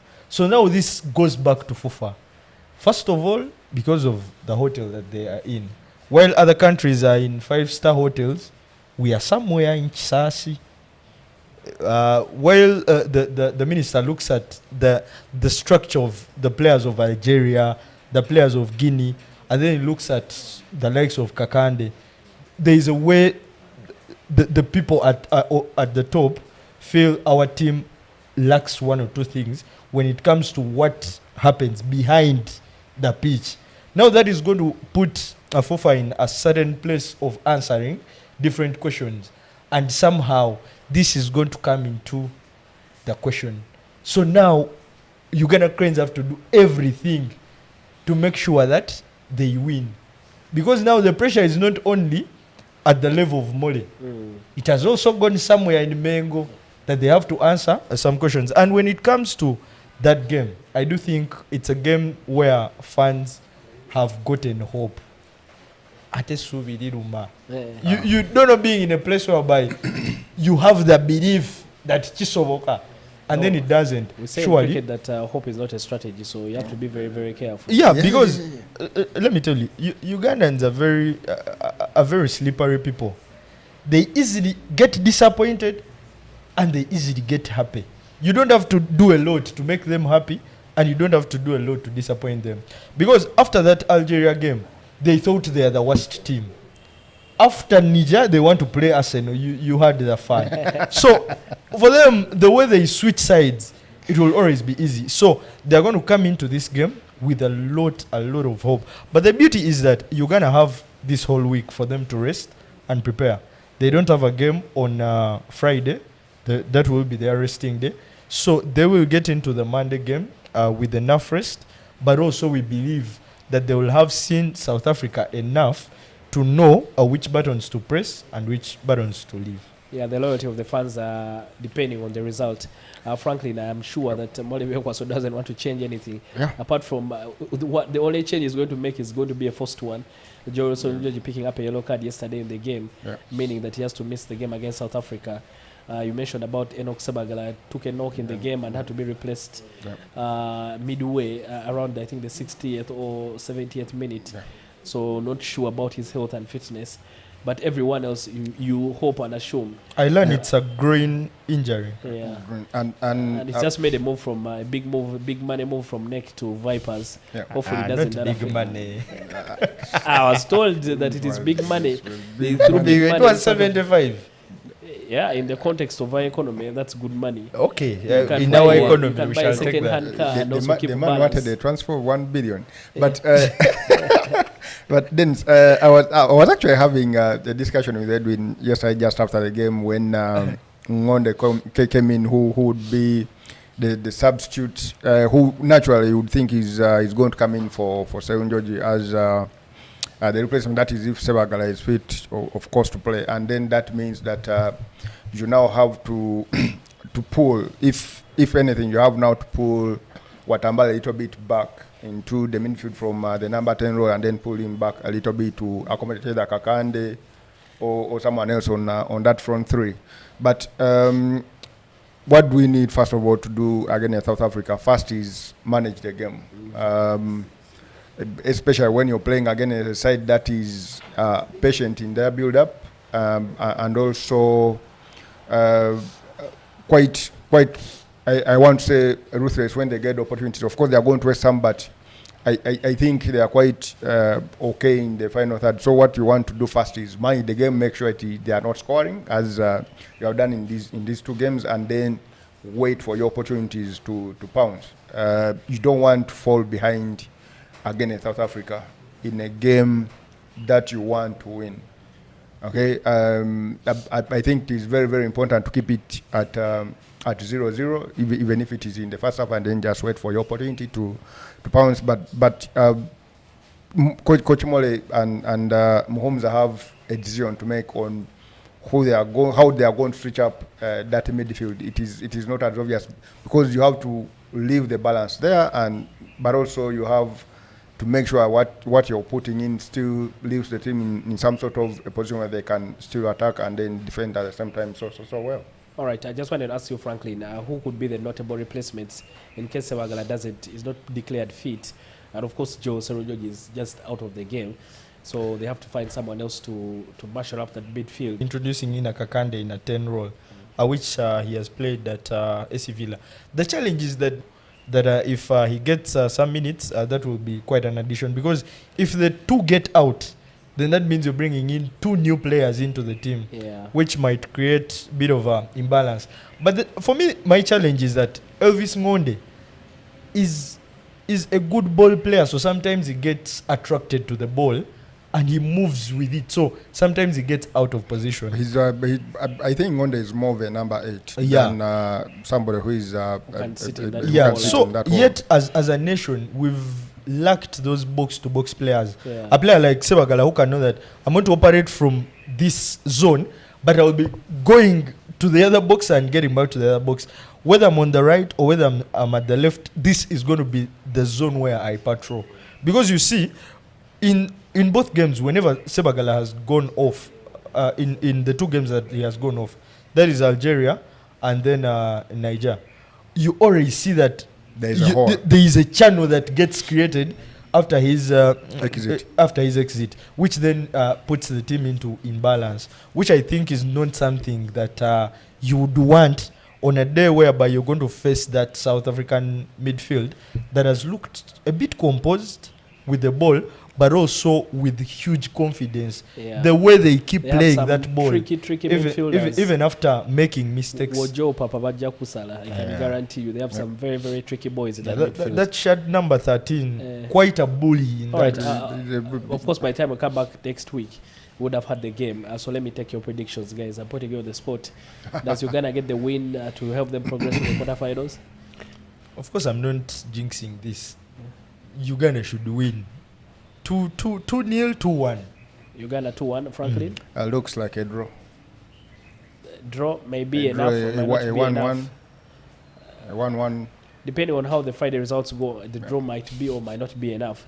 But that's a prediction. Kyle going for Ugandan win. Franklin remaining on the fence. And, it's a 1-1 draw. Going for a 1-1 draw. Yeah. But it will be a very, very important game for the Uganda Cranes when they take out the Bafana of South Africa. The Bafana have the vibe when they are coming into the stadium. They come singing. They have. I like some of the things. Those team rituals. I was still witnessing that yesterday, and they nearly kicked me out of the you are in the wrong place. Wrong place at the wrong time. No, I thought I was going to witness it live. Man thought he's a right shoulder. Yeah, but Dennis and Frank, while we talk about South Africa, it's also a bit of a shame to our group that when you look at this team that is asking Algeria questions and picking a victory against Guinea, and now in pole position to be one of the contenders, their home league is going on. And this is a question that if South Africa can send you more like the third bunch of players, the question is, if you're to look at your league and look at their league, what do you learn? Can you also get your second or third bunch? And if you can, how can they perform? So this is a more like a plea to the federation that we still have to invest in our local league if at all we want to produce more stars. Yeah, you make a valid point, but also I think for the host it is prudent. It's only smart for you to try and make sure all attention is one side. Yeah. We could probably have had the big league happening in Arua or somewhere else. No, my question is not about the league going on. Yeah. My question is that if their league can go on, and they still bring, but they manage to bring players, that means their league is that strong. Because when you look at some of the players that are here, like that 13, the shirt 7 that has scored 2 goals, he's a teammate to Jamal. But if the team can still play and some of the players are still here, that shows you how deep they are in terms of talent and quality, but also quality, that they've prepared these players in some of the best environment. Because it goes back even to their national team that plays the AFCON, the World Cup qualifiers. 80% is of, in fact, 80 might be less. It could be even 90. They are local best players. But they get to compete to levels of semi-finals with the players of Morocco that play in France and different European countries. And Manchester, yeah. Make a good point there, Kyle. That will be the Bafana of South Africa, who will be taking on the Uganda Cranes on Monday evening. At those final games, actually, all of them being played at the same time. So Algeria will be taking on... no, there's only one game. There's only one game, but they will have to play in Kenya. The particular game, Algeria has to play in Kenya, so that the games are played at the same time to try and manage, the syndicate. And all. So make sure you come through at the Mandela National Stadium and cheer for the Uganda Cranes when they take on the Bafana of South Africa in the Chan Championship. A win should be enough to get Uganda Cranes into the quarterfinals. But without your support, you've been a very, very good 12th man. 34,880 fans came through last evening. If we add an extra 200, I think the noise will be louder, and Nambole will be a fortress for the Uganda Cranes. So we implore you and encourage all of you to make sure you buy your tickets very, very early. Like the gentlemen have said, let us get into the habit of buying, of making sure things don't just fall on us, but we are well prepared for the games. 34,180 fans are coming through yesterday evening at the Mandela National Stadium in Nambole. The South Africans may have a connection to Mandela, but we need to own that stadium for the Uganda Cranes to be able to get a good result. We've had a very long conversation of the weekly Wowos, starting off with the rugby, going into the Gazelles and the Silverbacks conversation, and finishing it off with the Uganda Cranes conversation. We've skipped a certain Wanderers that got relegated over the weekend after losing to Abohojo from Montare, but that will be a conversation for another day. How the mighty have fallen from being champions and now Wanderers is planning life in the championship, but that will be a conversation for another day. I've had the pleasure of having Joseph Man Muhumza, Edwin Kule, and our editor Franklin Kawowo discussing a lot of sports that has been happening on the Kawowo Sports website. And as always, on match days, don't forget to go to the website. There will be a live ticker that is updated by all your favorite football writers from Kawowo Sports: Ismail Kionga, David Isabide, Joel Muita, and Edwin Kule are always updating that live ticker for the games that will be happening at the Mandela National Stadium in Nambole. But as always, make sure you keep reading Kawowo Sports. I've been your weekly host, Dennis Musali. Until next week, we'll be coming back here. We'll know whether the Uganda Cranes have progressed or something didn't go well on Monday on Monday evening against the Bafana Bafana of South Africa. Until then, make sure you take care and be safe. And to our producer Fred, thank you very, very much. We'll see you again next week. Keep reading Kawowo Sports.